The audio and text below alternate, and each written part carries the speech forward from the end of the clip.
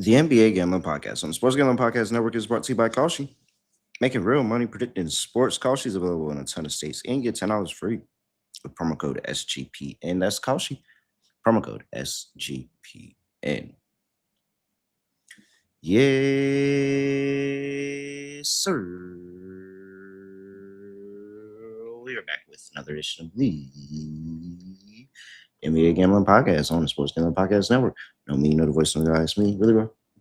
Terrell Furman Jr. here at your service.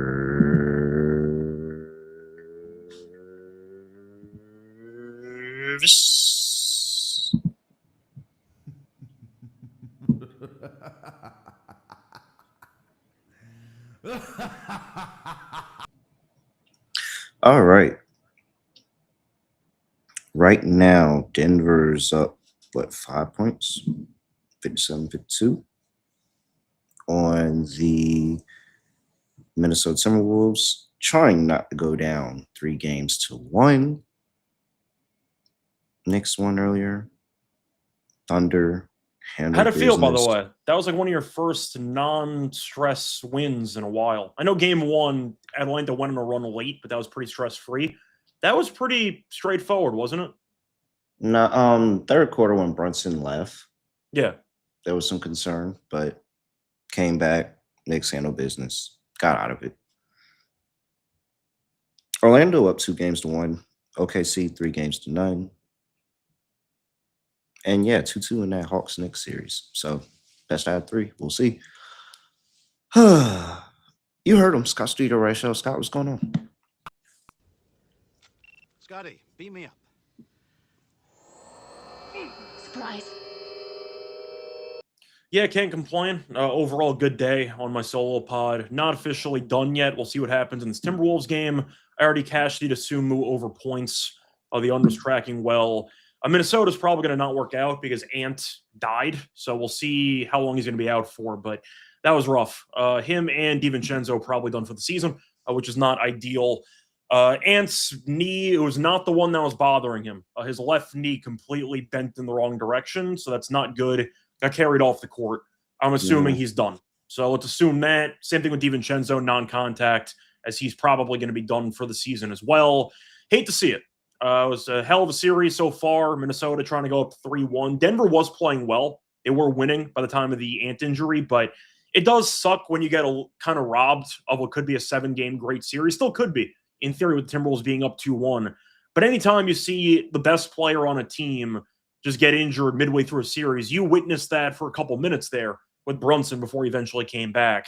It sucks. I mean, we saw it last year in the NBA Finals with Halliburton, of course, in Game 7. You hate to see it. You'd like to see the best team advance, and you want to see the team actually earn their spot in the next round. Of course, not Denver's problem. There wasn't a dirty play involved. It was just a contest, and landed, I'd say, awkwardly on his leg, and it bent in the wrong direction. But it sucks. Anytime you see injuries to star players, definitely ruins the vibe. And we had a couple of them against Minnesota, or for Minnesota today. DiVincenzo's having a good series, but Ant's the big story. And he's probably going to be out for the rest of the season. So, yeah, sucks. But we'll see what happens.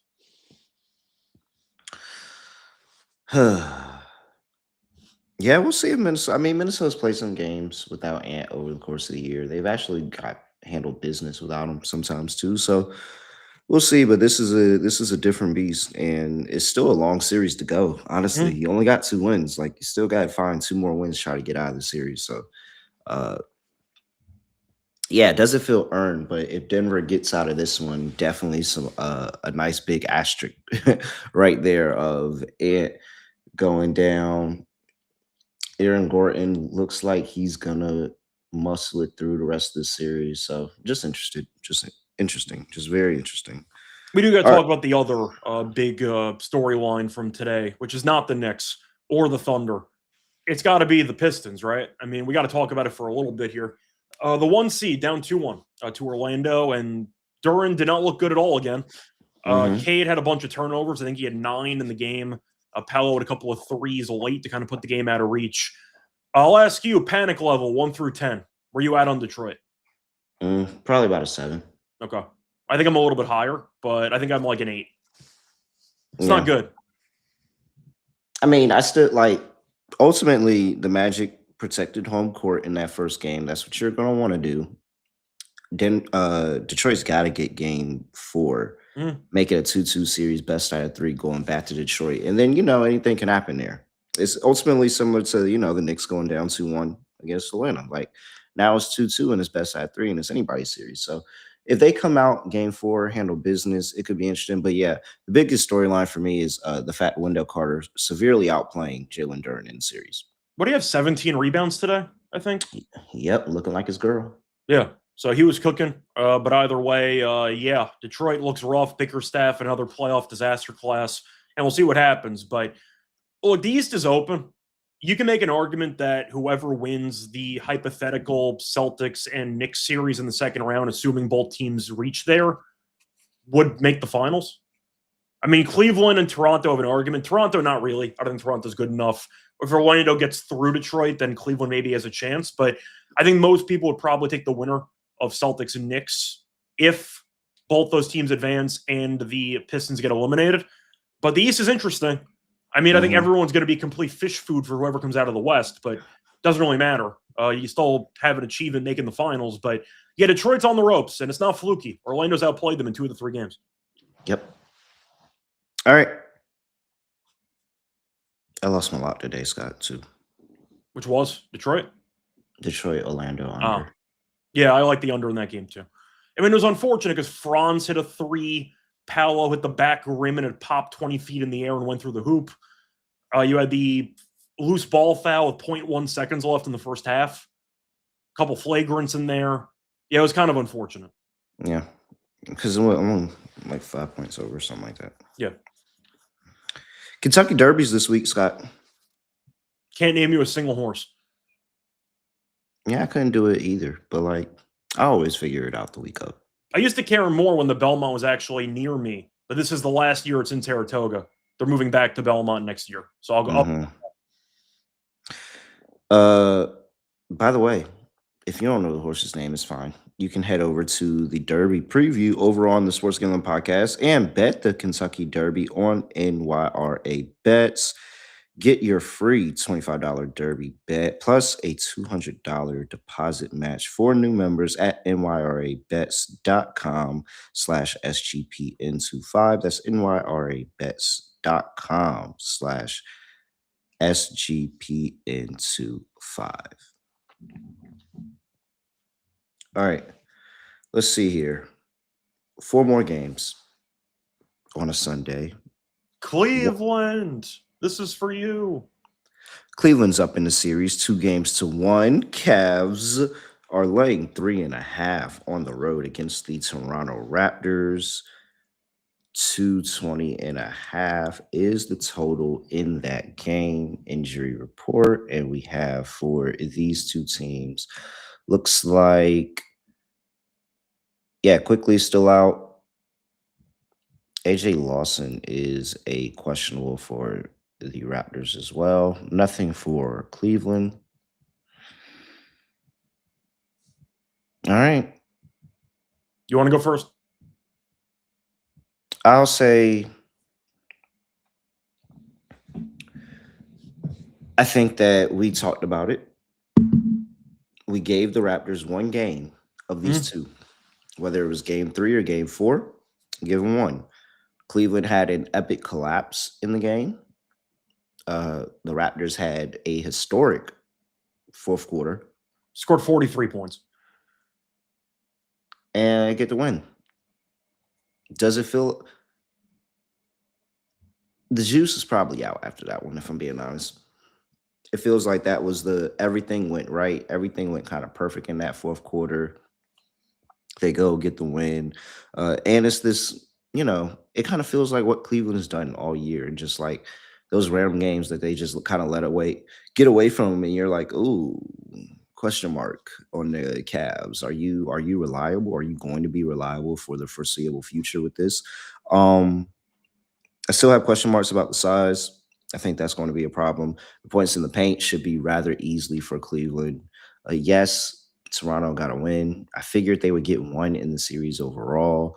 This is the point where they go to down 3 games to 1. It goes back home to Cleveland, and Cleveland tries to get them off their home court in Game 5. I think we'll see a desperate Raptors team in Game 5, but Game 4, I can absolutely see the letdown spot for the Raptors, and it's probably going to end with the fact of this Cleveland team is going to score a lot of easy points in the paint and keep things simple, and they're not going to blow the fourth quarter like they did last time. So I'm on Cleveland. I'll lay 3.5. I think they figure it out. Do you want to hear a great joke from Game 3? Yeah. R.J. Barrett, Scotty Barnes, Jamison Battle, and Murray Boyles got outscored. All walk into a bar. They got outscored by the entire Cavaliers team by 2. Those 4 guys. They scored 102 points. Cleveland scored 104 as an entire team. That's how that went. Combined 88 points from Barrett, Barnes, and Murray Boyles, and Battle came in off the bench, had 14 points on 5 of 5 from the floor, 4 of 4 from 3. I mean, Toronto shot the lights out. They scored 70-plus points in the second half, shot 61% from 3, 57% from the floor. But once again, 4 guys, including 2 bench players, scored 102 points out of the 126 from Toronto. So regression would suggest that Cleveland takes it in 4 and ends up probably winning in 5. I'm going to disagree. I'll go Toronto in this one. I'm probably not going to bet the side here, but I do know that Toronto's home court came once again up in actual numbers, a lot of fans, and it definitely played a factor in the game. Maybe I'm just accustomed to the Harden and Mitchell playoff series individually just never being easy for anybody involved, and we end up getting a 6 or 7 game series, but it's just how it goes sometimes. But I do think Toronto's home court's definitely meaningful. Cleveland, look, Mobley was amazing in Game 2. He was horrendous in Game 3. We've seen this many times before for Mobley. He just can't sustain elite play on a regular basis. Jared Allen, 4 rebounds in 26 minutes. His rebounding's been a mess in the series. But Toronto's bench definitely played a factor. Murray Boyles has been great. Battle's a three-point shooter they added off the bench. Even Shed played 30 minutes. He only scored 2 points, but he had 5 steals. I thought he'd play very well off the bench defensively. I maybe just don't want to lay 3.5 with Cleveland in this game, who has been really bad ATS all season. They've been a very streaky team all year. I prefer props in this game. I actually like Evan Mobley under 1.5 blocks instead as my favorite play because his blocks have been non-existent lately. And against Toronto, he's gone under this on like 8 of the last 9. So I don't mind Mobley under blocks, but for an actual side or total, I'm probably not going to bet this game. I think that this is a battle between 2 teams that I really don't trust on a regular basis. But 3.5 for Cleveland, who I've not been a fan of ATS all season. And we saw Toronto get some momentum going in Game 3. I know the NBA home court doesn't really matter. In fact, this is the only series in the entire playoffs where a road team has not won a game yet. The road teams won at least 1 game in every other series. So you make the argument that Cleveland on the road doesn't really matter. But I think Toronto brings it in Game 4. I think we're headed back to Cleveland 2-2. I'll go Toronto, but I prefer props. I'm probably not going to bet the Raptors. All right. 220.5 is the total. It's tricky because Toronto shot so well from the floor that you have to assume they regress. But we talked about it in Game 3. We thought Toronto had to play faster, and they did, which pushed the pace up a little bit. So I think I'm on the over again. But once again, not really a game I'm fully interested in betting from a side or total perspective. I'm going to go under and say Cleveland locks it back down. Okay. Figures it out. Game flies just short. Just short. Player props. I mentioned Mobley under blocks, which has been really good. I had the numbers in front of me, but let me just quickly pull them up again. I mentioned him on VSiN like an hour and a half ago. Mobley's had less than 2 blocks in 10 of his last 12. He's had less than 2 blocks in 8 of his last 9 against the Raptors. Very good rim protector, but Toronto's good at avoiding him. So plus money. Give me the, once again, under 1.5 blocks, plus 105. All right. Let's see here. I'll still take his over 16.5 points. He's gone over, still in 2 of 3 this series. He didn't get that last game. He had 15 points, but the lack of rim protection and bigs for the Raptors is very, very important in this series. And I think that that's going to be the frustrating part for the Raptors is all the easy points and easy layups that they're going to give up. This pick and roll with Mobley and Hart and Mobley and Mitchell opens him up, and he's offensively gifted enough to go out there and consistently get to the rim, make some plays happen. I like him. I think this is a good matchup for him, and he's been very solid in the series. So I think he could still get over 16 and a half. Like Evan Mobley, they're going to need him.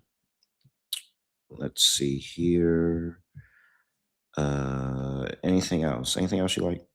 Not really. Once again, I prefer the other games on the card, but even though you're picking Cleveland, like, do you feel great about backing the Cavs on the road?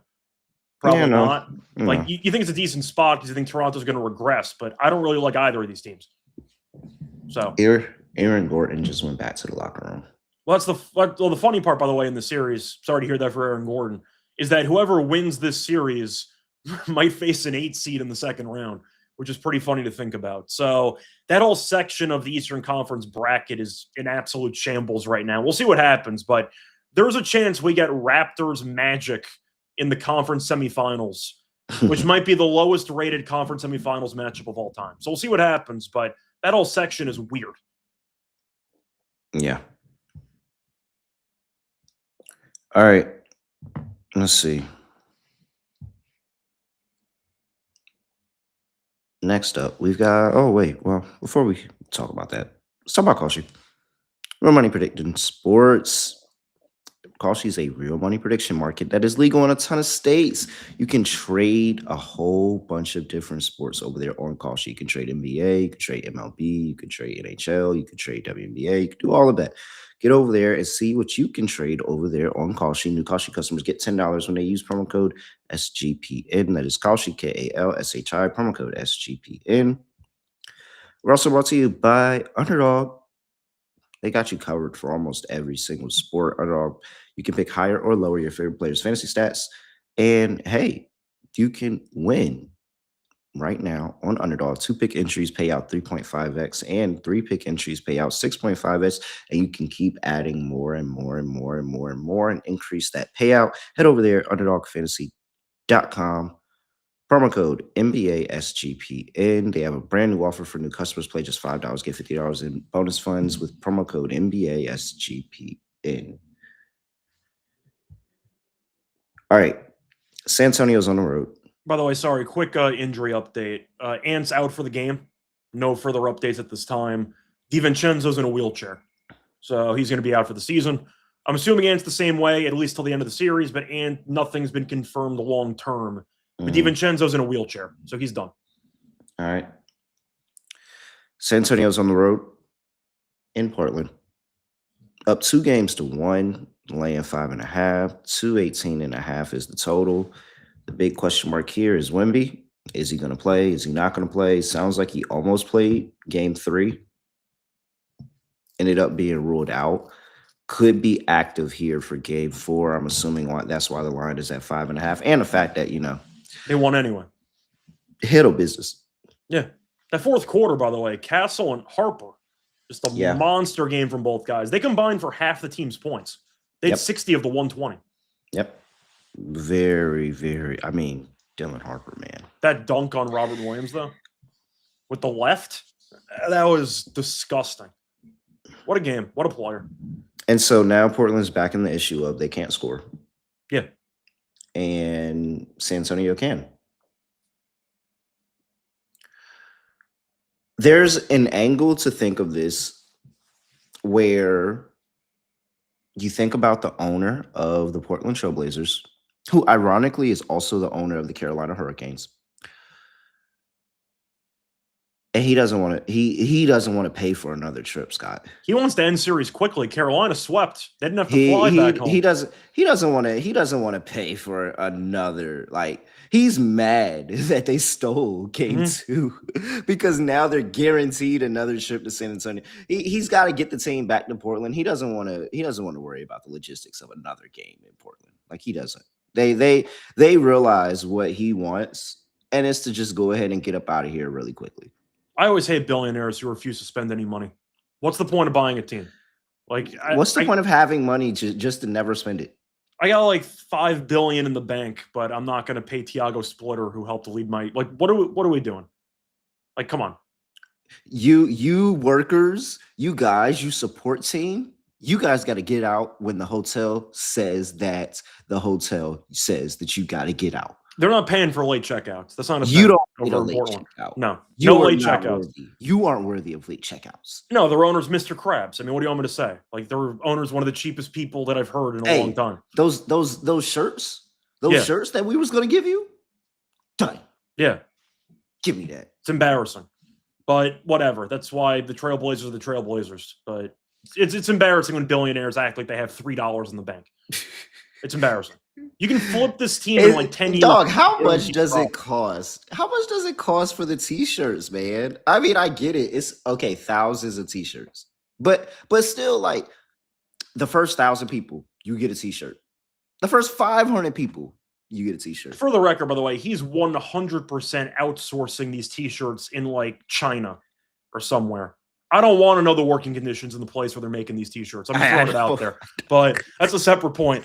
But I don't think that, once again, he's a good owner when you're not willing to spend any money. But it just feels like the things he's saving on is just like, in the grand scheme of it, the most tedious things. Yeah, who cares? Who cares about late?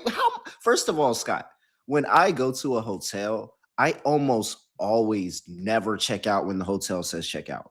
I am almost always in my room at least 30 minutes, 40 minutes, maybe even an hour later. And then here comes the maid, housekeeping. And I'm like, oh, I'm sorry. I just woke up. I'm getting my stuff together. I'm about to leave right now. Then maybe 30 minutes later, the manager comes up. Hey, you still in here? Oh, yeah, my bad. I literally get my stuff together. I'm about to be out of here.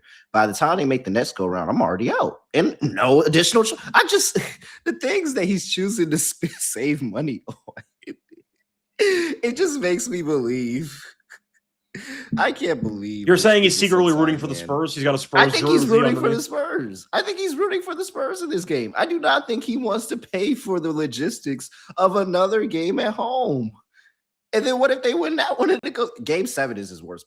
Game 7 is the worst possibility for this man right now. He wants the Blazers to get up out of here. Oh no, they're flying Spirit for Game 7, so like that's not even a discussion. But no bags, only carry on. Bags, only carry on. Only carry on. No bags. You can maybe check something at the gate. But no, I think Portland's going to lose anyway. I know jokes aside with the owner, but the Spurs, I think at the end of the day, are just much better than this team. I said going into the series that San Antonio would win handily. They won one game because the Spurs blew a double-digit lead in the fourth quarter. Wemby did not play in Game 3. It didn't matter because Castle and Harper took over. Avdia was terrible from the floor. Drew Holiday had like 29 points on 0 free throws, and they still lost the game by double digits, which is probably not a good sign. Wemby comes back, he had 35 in Game 1. What are you supposed to do? There's just a massive tier gap here. San Antonio lost the game they shouldn't have lost. I think they smack them in this game. Spoiler, I think they smack them again in Game 5. I think the series is over. I think Portland had the chance they needed. They had the injury reports they needed. They were up a ton at half and got buried in the most important half of the season. I think it's over. With or without the owner's consent, I think it's over. Yeah, I think it's over. I think it's just this, at this point, it's now the slow death. Wemby comes back, looks re-energized, begins to dominate. Inexperienced team on the ropes. I don't trust him. I don't know how. I mean, this is really going to be the pivotal game, but like at this point, if Drew Holiday is playing like your best player at this age in time, I just. Yeah, Drew Holiday turned it back to Milwaukee Bucks Drew Holiday, and they still lost by double digits. I don't really know what else you're supposed to do. Like, what else? Like, you got to get Denny. Maybe Denny has a game, but like, Wemby coming back, you can't feel good about Denny having a really big game here. I'm with you. Spurs, laying 5.5. I'm surprised it's not like 7.5. I mean, I guess if Wemby gets confirmed, I think it will climb a point or two. But I think this line should be higher because I still don't know how the Trailblazers are going to score on this team. And I think that's what this is. Like, maybe Wemby takes that one extra game, returns in Game 5. But They bought an extra game because they stole home court again, but he did travel with the team. He was doing pregame shoot around. Oh, if this was if this was Portland's owner, nah, man, just stay home. If they were down 2-1 and Portland did win game 3, Wemby's 100% playing. But the fact that they were able to buy him an extra game, in theory, he could sit, but I think Wemby's going to play. All right. 218.5. Just give me Portland team total under instead. Yeah, at this point, you can't feel confident about them putting up any points, especially if Wemby comes back. Yeah, you probably want to wait it out anyway if Wemby plays, but I like the team total under. If there was a game that I thought that they were going to be able to try to put up some points, it was that last game. Now I'm completely soured. Player props. I like Time Lord again. I like the either PR or just the rebounds. I see 7.5 at like plus 124. Clingan played 5 less minutes than Robert Williams in game 3. Clingan, though, as far as I'm concerned, just cannot play in this matchup. I thought that was where the game got away from Portland. They were not good in the third quarter, but San Antonio jumped them to start the fourth quarter because of one main reason. Clingan is playing the super deep drop coverage, and all of these guards, Castle, Fox, and even Harper, are just getting free runs right to the mid-range for jumpers. And Clingan's nowhere to be found. Not to mention the fact that Clingan thinks he could shoot threes. He really can't, but he thinks he can. So he's not giving you much offensively. Good rebounder. So is Robert Williams. But defensively, this super drop coverage that he's running got them killed in the fourth quarter. And he really is not quick enough to get out there and guard Castle and Fox in the perimeter. So I think we're going to see more Time Lord minutes. Give me Time Lord points and rebounds, Time Lord rebounds. I think we see less Clingan in this game. I will take Dylan Harper over 9.5. I mean, he could do half as good as he did in game 3 and still hit 9.5 on the points. Been very, very consistent. He's been over 9.5 points in 8 of his last 10 games. 2 and 1, 2 out of 3 in the series thus far. I think that just the explosiveness, like you said, the ability to get to the mid-range, I think he'll be able to get to the cup as well. Comes off the bench, gives that energy, channeling his Manu Ginobili, talked about how he's mentored him coming off of the bench, being a 6-man, giving this team a spark, helping them move.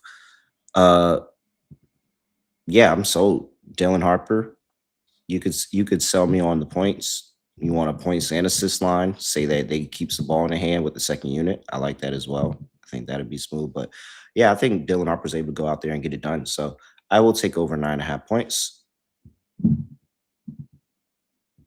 But really not too much. If Wemby plays, I'll be looking to play some Wemby points. But it could be anybody, honestly, on this Spurs team. I think they're balanced. And, they have so many options that if somebody has that day, then they're the person that's carrying this team, through game 4. So I think it really could be anybody. And that's the scary part. Keldon Johnson Jr. won the award for best bench player of the entire season. And he's been absolutely horrendous in every game of the series. And it hasn't mattered because the Spurs have so many options to throw at you. Yep. So there was a game in there where Keldon maybe goes for 15. Like, that's also possible, too. They just have so many guys. Yeah. All right. Boston. This is a 7 p.m. game? What a cover. -7, never in doubt for game 4. I'm actually kind of shocked that, this is the 7 p.m. game in San Antonio and Portland is not, Yeah, I get that. I mean, local time, that's around 12:30 for Portland.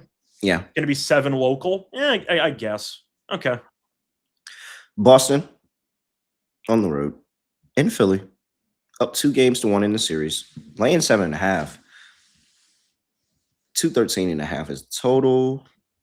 Let's see. What injury news do we have here in this one?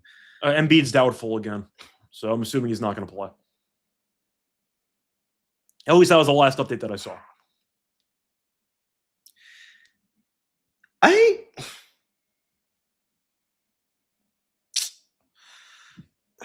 Whatever, Embiid. I don't know what the time frame for. I mean, it's an appendectomy, so Yeah, it's It's a surgery. Like, surgery. I'm not It's gonna roast the surgery. guy, yeah. It's surgery, but it's just like, They need him. yeah, it is. You're never available. So like, all right, at one point it was okay, he may miss the play in, but then be back for round one. Now we're here in game four. We're talking about you're doubtful, and you actually have a game. For the record, I thought he was gonna miss the entire series, but Philly did win a game, so they extended it a little bit longer. We'll And then it's see, like, but and then it's like they won a game. They battled themselves back in that last game. Got the cover. they did not get the cover. It depends on what number you got. Oh yes, it closed at 9, I believe. It was somewhere between 7.5 and 9, I think. Give or take.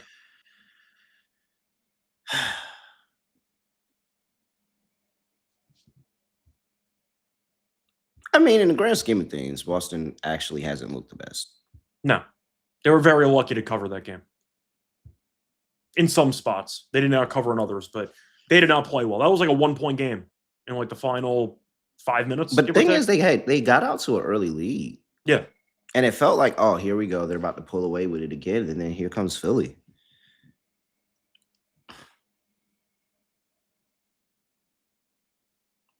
Man, I really wish they had Embiid. I feel better about it. I'm gonna stick with it though. And I'm just keep taking Philly. I mean, they're going out and they're competing in the series and they're not giving in. Like a lot of teams, Boston, what was it? I think Boston was hitting threes early on in that too. It's like a lot of teams when Boston starts draining threes and the scoring goes up, it's like, oh, we're down in a hole. We're not going to be able to keep up and go compete. But I mean, Philly's not just backing down. You would have thought that, hey, this is something they gave into. Maybe they don't go out here and get the win, but they're competing and they're going out there and they're trying, and they have a win on the road against this Boston team. Regardless of what you want to say, they had a very, very good game in that game too. And it gives me enough hope that, hey, maybe they can tap into something. Paul George has been solid. I think the conditioning of Jason Tatum came into question a lot in that last game. People are talking about the clip.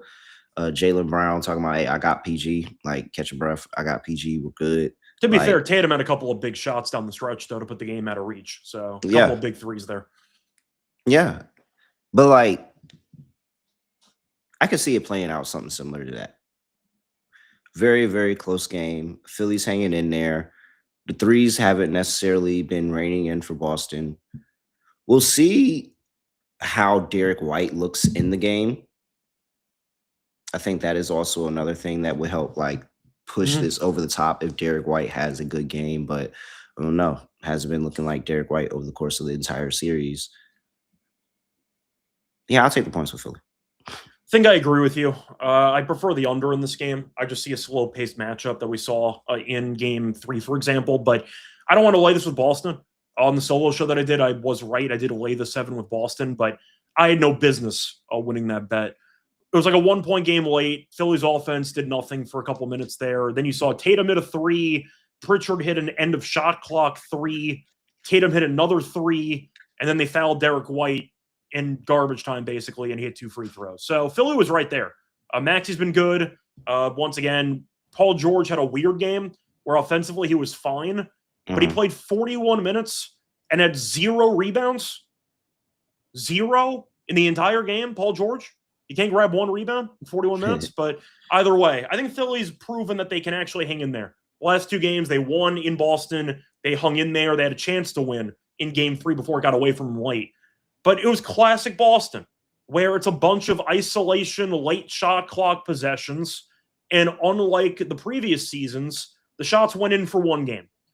Did I like the shot selections? Not really. It was still a bunch of isolation into 3-pointers at the end of shot clock. So I do think the game's going to die late. I think we'll see a lot of dribble, 3-point shooting. We'll see if it goes in or not. But I think the total is, once again, low for a reason. I'll go back to the under. And if I'm wrong, if Boston blows them out, Philly might not get to 100 because Boston defense, when it's engaged, is really good. So I like the under 214 now. I mean, I don't want to repeat everything you just said, but I agree. Under 214.5, slow-paced game. I think that's how Philly's just defense just kind of picks up for them. And that's how they keep themselves in the game. It's not more of they try to shoot to keep up with Boston, which is more of Boston not hitting threes and making things tougher for them inside of the paint and attacking them inside of the paint and trying to get your easy buckets. That's one of the teams that I would really, really target for the lack of size that they have. So, all right. Player props.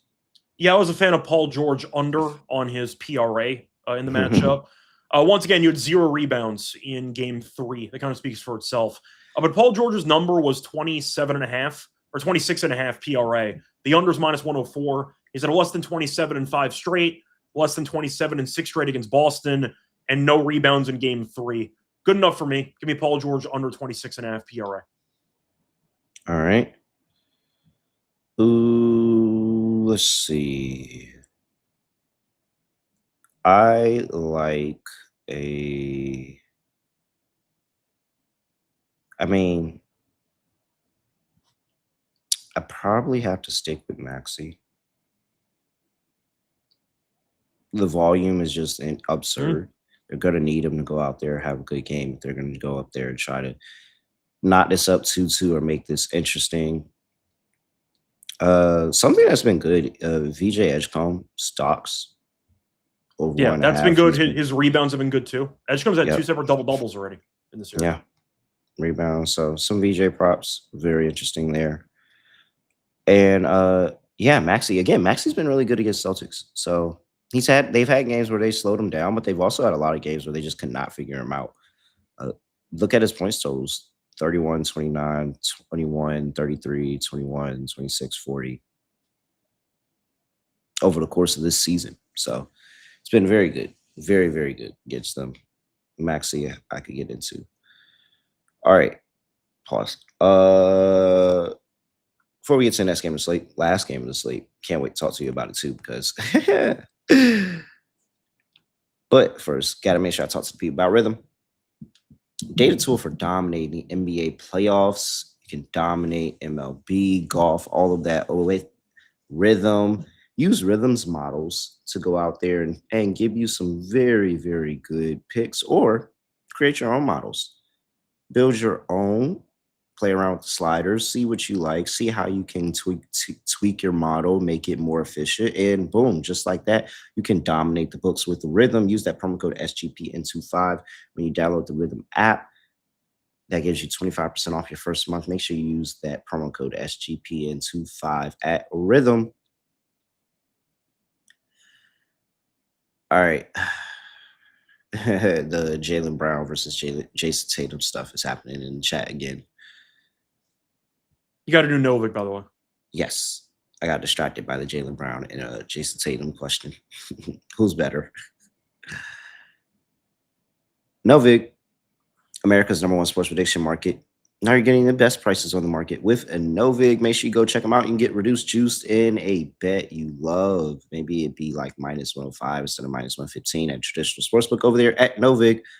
Download the Novik app. Get $50 when you spend $5 when you use that promo code SGP. And get in on the action with Novik, promo code SGPN. All right, here we are. Last game to sleep on a Sunday, 9:30 p.m. on the East Coast. Lakers are up 3-0. Houston's laying 5.5 here in a pivotal elimination game. 207.5 is total. Reeves is a maybe. He was a maybe last game they sat him. Do you think he plays? Because there are rumors that he's going to get more minutes. I thought Reeves' injury was worse than Luka's. I thought Lucas was worse because he flew to a different country to get treatment. So I just assumed that was worse by default. But once again, it's kind of the same situation that we had a second ago with Wemby, where they won another game. So in theory, they could sit him for longer if they want to. You're up 3-0. You're up 3-0, but you still want Reeves to get a little bit of run. But you have OKC coming up next. So I don't know how you want to handle it. But I do think winning the game, I'd say, lessened the urgency to bring Reeves back for game 4. But I think he plays a little bit in game 4. Durant, I have no idea. Durant wasn't even courtside. I don't know what the hell Durant's doing. But I think Reeves is going to suit up for a little bit in this game. But I could be wrong. chat saying that DiVincenzo, no, Yeah, that's he was in a actually wheelchair. that's confirmed, so I can play this. Yeah. Dante DiVincenzo, torn Achilles. Hate to see it. He's having a great series too. Yep. All right. Yeah, I don't know. They said I don't know. I just felt like when it first happened, I thought the Reeves timeline was longer, but I guess maybe it isn't. Okay, so Reeves could be potentially coming back. KD could be potentially playing in this game. I can't imagine KD missing this game. I couldn't imagine him missing game 3, so I don't know what the hell's happening. But I'm going to ask, because I know we're here to break down game 4. Yeah. Do you want to talk about game 3? Or are we just not going to bother? Because that's one of the dumbest playoff losses I've seen in a long time. I've seen a couple of bad choke jobs. Last year, we saw a bunch of 20-point comebacks in the postseason, mainly by Indiana against a bunch of different teams. I mean, this one was an all-timer. I mean, you're up 6 points with the ball, with 2 timeouts, with 27 seconds left, and you somehow lose the game. That's almost impossible. You didn't even miss any free throws. Up 6 with the ball with 27 seconds to go, and you lose. It's an all-timer. So that's all I'm going to say. And Udoka chucking his entire team under the bus post-game was really, really funny. But you have anything you want to add for game 3? Or just same as everybody's been talking about for the last 24 hours? No, it's pretty much the same. In some way, shape, or form, you could say that it's such an anomaly that it can't possibly happen again. On the other hand, the Rockets have been one of the dumbest teams we've ever seen for the entire season. Dog, I mean, I just don't understand. If you willingly laid those amount of points in any situation before you knew KD was playing, before you knew he was out, you had to or come after, it's your fault. I'm the guy who got the bad beat. I had the under, which was catastrophic. Yeah. But that's the bad beat there. If you took the Rockets, that's a you problem. We've been roasting the Rockets on the show for 3 months. Yep.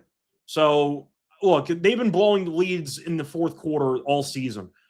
But I mean, that was just awful. The Lakers weren't even fouling. But I'll ask you though, for game 4, let's assume Durant's back for a second. Mm-hmm. Do we think Houston just rolls over? Is this a 1-2-3 Cancun game? They did a great job of coming back in the second half when they were down a lot early. And I thought they might roll over in game 3. They took the leading game in game 3, and then they ended up blowing it late. But I don't know how mentally down 3-0 against a team, missing 2 of its 3 best players, and one of them might come back, and you have a coach who is clearly outclassed. You have a star player with a burner account who doesn't play in any of the games.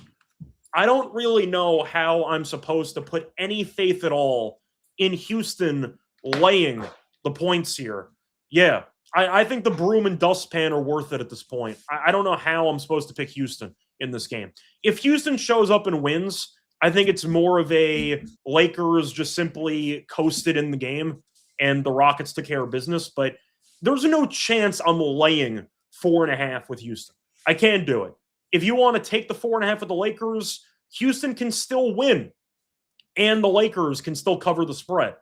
So you can still get the best of both worlds, but there's no chance I'm going to be laying 4.5 with Houston in this game. So I'm on the Lakers by default, plus the 4.5. Besides that, I think besides the Lakers, I will also consider the under. It took a miracle to go over. There were 71 points in the first quarter, and it still needed overtime to go over. With 71 points in the first quarter. I got to go under again. Give me the under. Give me the Lakers plus 4.5. I just don't understand why they keep giving us the Rockets as favorites. Yeah, go ahead and get your brooms out. Because on paper, the Rockets are a better team, which we've seen all series just not be true. But that's what the algorithm the sportsbooks use is telling you. I mean, if they get this one at home, fine, you get it. But I just don't understand. Nothing would make me want to lay these points with the Rockets. Yes, and Houston can win without covering. So there's no guarantee you're even safe laying 2 possessions.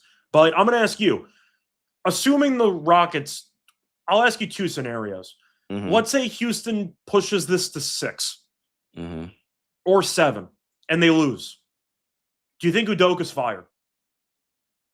Nah, I think he's one of those coaches that you just ride it out with. And if they get swept and they lose game 4, Do you think Udoka gets fired? No, I think you still got to ride it out with him. I think he does. You got question marks. Oh, you can You got a blame lot the of question Durant marks. injury. You have a lot You could of say excuses. you could blame the but- Durant injury. You could blame the Fred VanVleet injury. You started the year without a point guard. You never got that figured out throughout the year. Like there's a lot of extenuating circumstances in the fact of you're just not going to find a better coach. If Udoka got fired, he'd have a job the next day. Are we sure about that? Yeah, I think if Udoka got fired, he would have a job the next day. I still think Udoka's a good coach. I just think the Rockets are broken. They've been broken all year. It's fine. I don't think it's all. They definitely have a roster issue, but I am not an Udoka fan at all. I would blame KD more than I would blame Udoka. Okay. I think you could blame all parties involved, but yes, you can blame all parties involved. I think Udoka's very overrated. I'll put it that way. But yes, the roster's flawed, extremely flawed. It is a perfect storm for them just to be good enough. Because you got, at the end of the day, what, still the 5 seed? Yeah. With no all this happened, everything, all the question marks, you still made a 5 seed, and you lost to LeBron. Like, they were 52 and 30 this year. Like, I don't think he's fired. I personally think he will get fired, but we'll see what happens. But it's definitely not just a head coaching issue. The roster itself is completely broken. Their bench is awful. They gave like minutes to Jeff Green last game because they needed it. Like Jeff Green, people forgot he was even on the Rockets. Mm-hmm. Like the whole roster is not. It doesn't fit well. The whole bench is a mess. They played every starter like 44 plus minutes in the last. I would get rid of the GM before I got rid of Udoka. That's fair. I think they might just clean house entirely. But I am going to ask you, though, last point I'll make, because assuming the Rockets are going to lose the series because 3-0 comebacks have never happened in the history of the sport, are we under the agreement that Şengün is probably getting shipped for Giannis during the offseason? I would. I think that's a serious conversation. That's a big move that you make that can make this team better. And imagine I just think Udoka, give him a better roster, he can get something done. But ultimately, they ran into the team that they probably didn't want to run into, against the person that they probably didn't want to run into, because after Udoka called him a bitch, that he had some extra juice for this series. With that being said, I think he put it all on the floor for this series. The next series, they're toast. And if Reeves comes into this game and Reeves actually plays well, at this point, I don't know what the Rockets are going to do. I think Reeves is playing less than 20 minutes guaranteed, but we'll see what happens. Yeah, but Reeves can come in less than 20 minutes. And he can still get buckets. Yeah, just out of nowhere, get buckets. So. Oh, no, you're replacing Bronny James with Austin Reeves. That's what we're looking at here for this game. I'm not even trying to roast Bronny. He actually had an okay game in Game 3, but if we're talking about minutes he's going to take, it would be Bronny James, right? Scott. Well, I'm being honest here. Bronny's played a couple of minutes here or there. Those are Reeves minutes now. Oh my gosh, man! I'm not even throwing shots at him. No, he was good in Game 3. I know. That's just what I'm saying. I'm not trying to once again throw shade at him. It's just the fact. Reeves probably takes those minutes. It's unintentionally shady. I mean, I guess Austin Reeves is also a potential max player, so it's not really a fair comparison. But yes. I mean, Nick Smith Jr. played about 5 seconds last game. Does that count? Oh, DiVincenzo. Yeah, these Achilles has just been... They showed the DiVincenzo injury again. Oh, it's Jamal Murray. He collapsed. Jamal Murray splits a pair, and they are down 11 in the fourth quarter with 7 minutes and 30 seconds left. Props to Minnesota, though. Ant goes down, DiVincenzo goes down. You're down at the half. You know what? Good effort. Good effort. But what I will admit, it's been a while. It has been a while, but Denver is not foreign to being down 3-1. Yeah. So you might need a bubble, but that might help. Happened twice in the bubble, so why not? Yeah. Yeah, that was absurd. All right. Shout out, by the way, speaking of which, to new podcaster Doc Rivers. Shout out to him. 207.5 is the total. Can you really take an over? Nope. Yeah, I can't either. Again, perfect storm got you to the over last game. Yeah, it was a miracle. Got to fade that next game around. I'm with you. Houston's offense could easily shut down again. They score 90 and the game's over. So, yeah, that's where I'm at. By the way, I don't care You what know the what's going to happen. You know What? what's going to happen, right? In which series are we talking about? Oh, I'm sorry. I'm watching Denver, No, I know. That's why I Minnesota. was asking. What series But are you talking about? if Minnesota wins, they're gonna go back to Denver, and Denver's gonna be a double-digit favorite at home I in the think by playoffs. the way, next season, no matter what the actual price is, I am taking Dosunmu to win Sixth Man of the Year. No matter what the Nice, price is, I'm just taking it. nice. Guy's an absolute machine. I had his points over tonight. He's 32. Like, the guy's an absolute demon. And the Bulls are a terrible organization. I don't know how the hell you just hand him over to Minnesota, but Dosunmu can play. So, yeah, my last point, Dosunmu's Sixth Man of the Year next year. I'll start the campaign now. All right, player props for Rockets Lakers.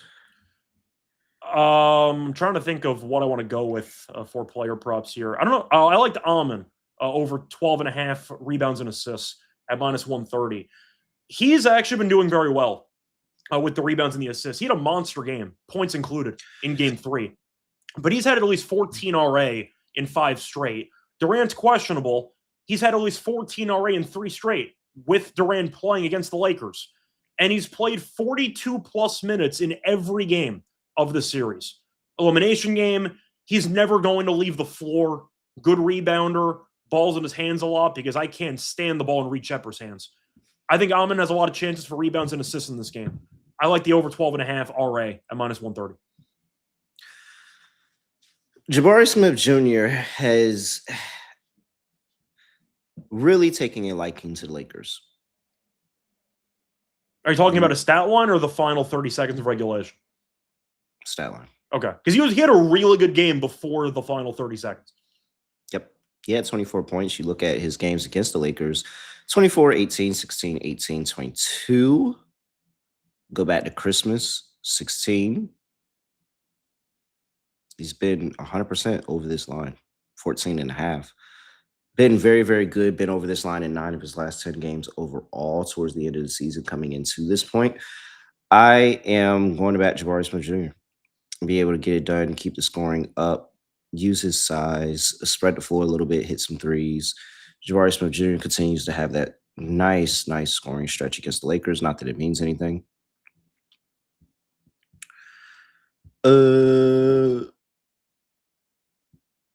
Yeah, I catch. I really don't want much liability. It's the under, potentially the Lakers, but I think the Almond plays good because the Rockets are not going to be using any bench players in this entire game. Everybody in the starting lineup played 44-plus minutes. Almond is probably going to play 48, maybe a 30-second break in there. But I expect Şengün and Almond to probably each play like 45 minutes apiece. Because what other moves do you have? Yeah. So that's how I'm going to approach it. Give me a usage prop. All right. Lock dog prop.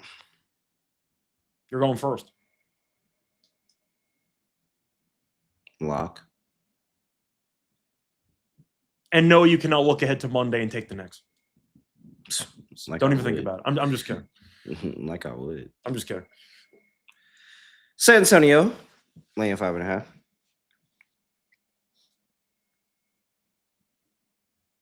Dog. If it ain't broke, don't fix it. Lakers plus 150, 160, plus 160 for the Lakers. I'll take that. Sweet. Prop. I'm going to stick with Evan Mobley. Over 16.5 points. They need him. And you know that's my guy. All right. For my lock, unfortunately, we might have to double lock because I was going to be on San Antonio. Mm-hmm. Unless I go for an alt spread, which I think could be intriguing. But yeah, you know what? I'll go for it. Give me the Spurs minus 5.5 with you. I see minus 103. I'll take that. I think they're the better team by far. I think they'll take care of business in this game. So give me the Spurs with you as a double lock. For my dog, do I want to go for an alt line in this one? Because I might go for the Lakers under, honestly. I mean, it was a miracle that it went over. They had 70-plus points in the first quarter, and it still landed 202 at the end of regulation. I can't. It was such a brutal beat, but it was also a miracle I was even in such a great spot because of that first quarter. Mm-hmm. So I got to go back to the under. Give me the under 204 at plus 130 in the Lakers-Rockets game as my dog. And for my prop, you know what? Even though I think this team stinks, I am going to back Amon. I'm going to take the Amon over 12.5 RA at minus 130. It's about minutes. He's going to play 45-plus minutes in this game, almost guaranteed, because they need him. It's an elimination game. We know he could rebound, have the ball in his hands a lot. Just based on potential assists and rebounds, I think the number's too low. Give me Amon over 12.5 RA at minus 130 as my prop. All right. Let's build something for our draw. Cool. I mean, if you want to just recycle the two props we gave out, we could just do that. Okay. That was Mobley. Points higher. 17.5 here. I still like it. Yep. And then Amon, RA. And then we need one more. 12.5 higher. And we can... You know what? Let's do Harper again. Okay. At 9.5. I know that you're 10.5 here on Underdog. Yeah, you brought it up, but there's no reason for me to not take him. He looks incredible in the series. Yeah. He could do half as good as he did last game, and we still get there. Yeah. Evan Mobley higher 17.5 points. Dylan Harper higher 10.5 points. And Amon Thompson higher 12.5 rebounds and assists. Add that Underdog, shake it up, and that's 5.89x. Make sure you head over there, Underdog Fantasy. Use that promo code NBA SGPN. Scott, anything else for the people before we get up out of here? Not really. Minnesota looks like they're going to go up 3-1. We'll see what happens. But overall, fun playoffs so far. Let's keep it rolling on Sunday. All right.